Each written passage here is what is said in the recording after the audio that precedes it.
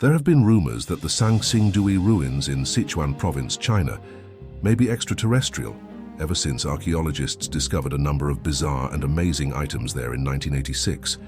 Strange bronze masks that are too large for humans, bronze heads adorned with gold foil, and other oddities, such as figurines that resemble the current Angry Birds game suspiciously, have stoked speculation that Sanxingdui is the ruins of an extraterrestrial civilization, or more realistically, that it is a previously undiscovered Bronze Age culture from 3,000 years ago. The results of a recent series of digs, which were made public in March, might provide more information on the rise and fall of this civilization.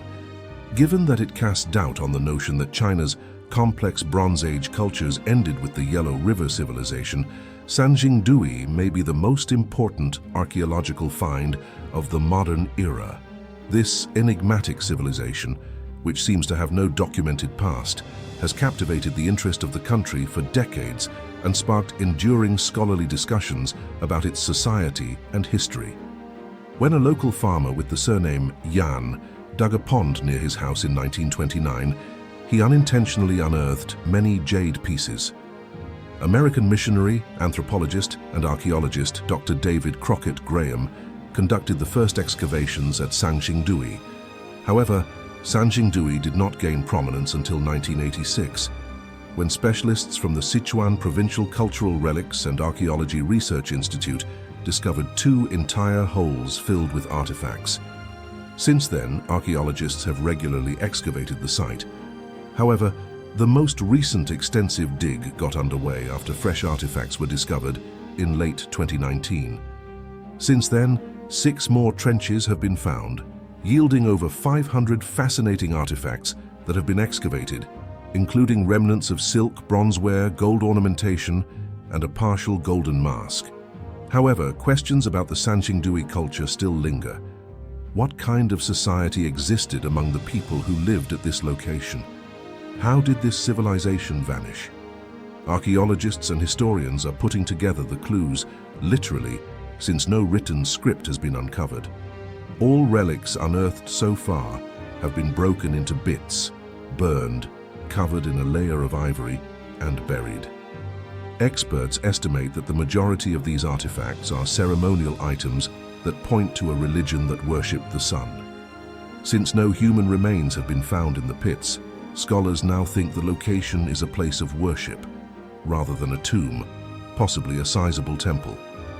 Some claim the destruction of the artifacts was a part of a religious ceremony, while others speculate that it might have been the invaders' first action after taking over a city.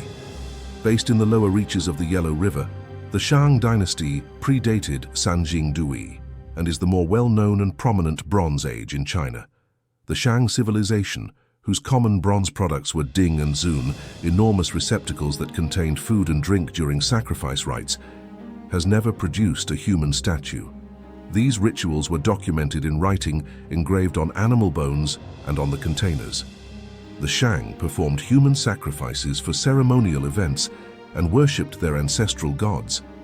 However, there appears to be no relationship between the Shang's style of bronzeware and their religious practices and the Sanxingdui civilization. Actually, it appears that the two societies differ significantly from one another. Exotic items such as gold, jade, and massive bronze pots were discovered in numerous Shang tombs, serving as markers of social standing and personal belongings. But in Sanxingdui, valuables appeared to belong to worship rather than any particular person. At the Sanxingdui site, archaeologists have also located the remnants of an ancient city that once spanned 3.5 kilometers. It looks like there's a district division, a sizable building complex, and water-saving amenities. The entire locality's name during the Qing dynasty, Sanxingdui, refers to 3 hillocks that formerly aligned here in the shape of a constellation. These mounds may represent the remnants of an old city wall, according to researchers. Should it be established that Sanxingdui is not connected to the Shang, it would signify a unique subset of prehistoric Chinese civilization. But up until now, the majority of theories on this enigmatic culture have been based on myth and old records.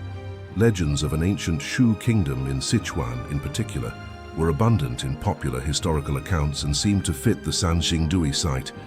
The great Tang dynasty poet Li Bai, for example, wrote of the kingdom in his poem The Arduous Road to Shu, from Cancong to Yufu, the founding of the state is obscure.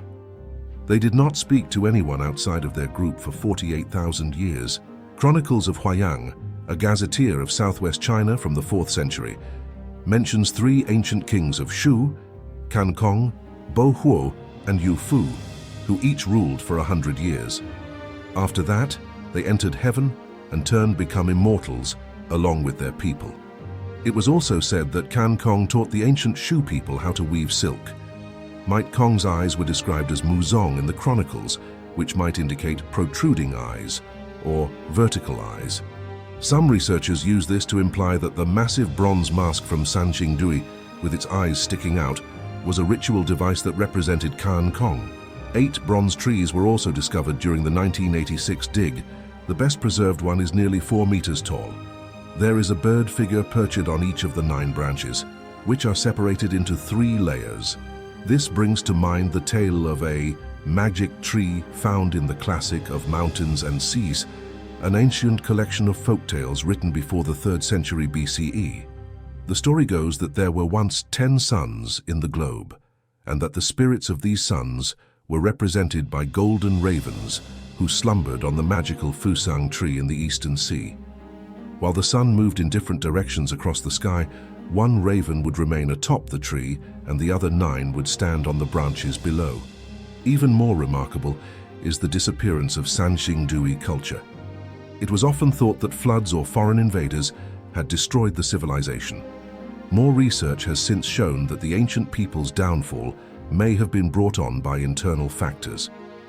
Archaeologist Sun Hua, the dean of the Peking University Archaeology and Museology College, put forth the most widely accepted theory of the rise and fall of Sanxingdui in 2003. The pinned-up and braided hairstyles of the bronze statues discovered at the location are 2 distinct looks. Sun concluded that the former was worn by priests and people with heavenly ties, while the latter was worn by secular noblemen based on other pertinent data. Most likely, the 2 quarreled until disputes arose as the priest class grew in power and money. The aristocrats broke and burned the holy artifacts, and they demolished the temples. After everything had settled, the new Sanxingdui kings made the decision to leave the destroyed city behind and start over. The Jinsha ruins, which were found in 2001 south of the Sanxingdui site in Chengdu's western suburbs, provided evidence in support of this story. Given the similarities between the 2 ruins' numerous cultural emblems, including bronze masks and statues, bird figurines, and gold ornamentation, archaeologists suggest this is a continuation of Sanxingdui culture. The fragmentary gold mask, discovered in the most recent Sanxingdui excavation, closely resembles a complete gold mask discovered in Jinsha in 2007. Remarkably, the pinned-up hairstyle appears to have entirely disappeared from Jinsha's bronze statues, leaving only those with braided hair. Although it has long been believed that advanced Chinese civilization originated in the Yellow River Plain, the astounding finds at Sanxingdui show that ancient China was far more intricate than previously believed. Further discoveries could alter our understanding of history in the future.